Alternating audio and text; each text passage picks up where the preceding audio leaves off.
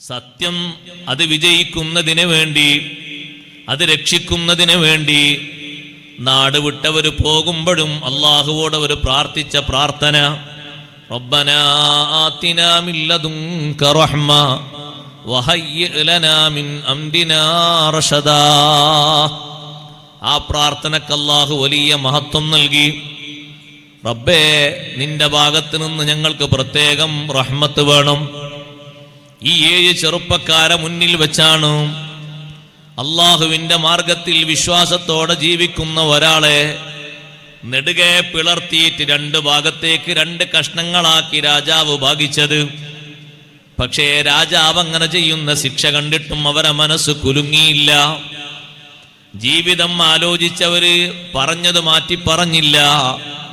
ഉറച്ചു നിന്ന് സത്യമാർഗത്തിൽ ഉറച്ചു നിന്ന് മുന്നോട്ട് നിന്നപ്പോൾ ഒരു തരി വെയിൽ കൊള്ളിക്കാതെ, ഒരൽപ്പം പോലും മഴ കൊള്ളിക്കാതെ, ഒരു ചൂട് പോലും ശരീരത്തിൽ ഏൽപ്പിക്കാതെ സുന്ദരമായ രൂപത്തിൽ അല്ലാഹു സുബ്ഹാനഹു വ തആല അവർക്ക് വിശ്രമം നൽകി. എത്രമാത്രം വലിയ ബഹുമാനങ്ങളാണ് അല്ലാഹു നൽകിയത്. കഴിഞ്ഞ കാലത്ത് എത്ര മഹാന്മാര് കഴിഞ്ഞു പോയിട്ടുണ്ട്.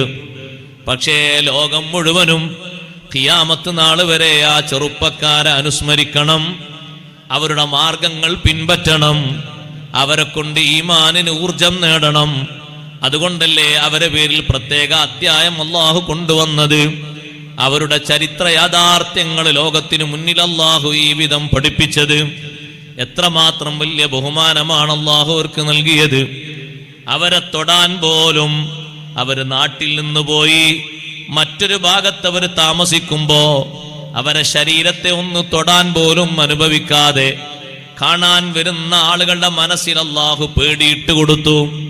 പോകുന്നവരൊക്കെ പേടിയോടുകൂടെ പിന്തിരിയുകയാണ്.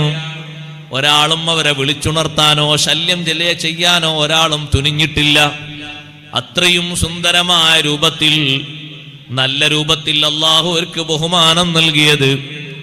താടിയും മീശയും കിളിർത്ത് വരുന്ന ചെറുപ്പകാലത്ത് തന്നെ സത്യമാർഗത്തിൽ, അല്ലാഹുവിന്റെ മാർഗത്തിൽ അടിയുറച്ചു നിന്ന് സത്യം മറ്റുള്ളവരോട് ഉദ്ഘോഷിപ്പിച്ച് തിന്മക്കെതിരെ അവർ വലിയ രൂപത്തിൽ തന്നെ പ്രതികരിച്ച് മുന്നോട്ട് നീങ്ങിയത് കൊണ്ട് അല്ലാഹു സുബ്ഹാനഹു വ തആല നൽകിയൊരു ബഹുമാനമാണ്. ആ ബഹുമാനത്തിന്റെ പേരിൽ തന്നെ അവരുടെ കൂടെ നടന്ന ചെറിയ ഒരു ജീവിയായ നായക്കും അല്ലാഹു ബഹുമാനം നൽകി. ആ ചെറുപ്പക്കാരെ കൊണ്ട് കിട്ടിയ ബഹുമാനമാണ്.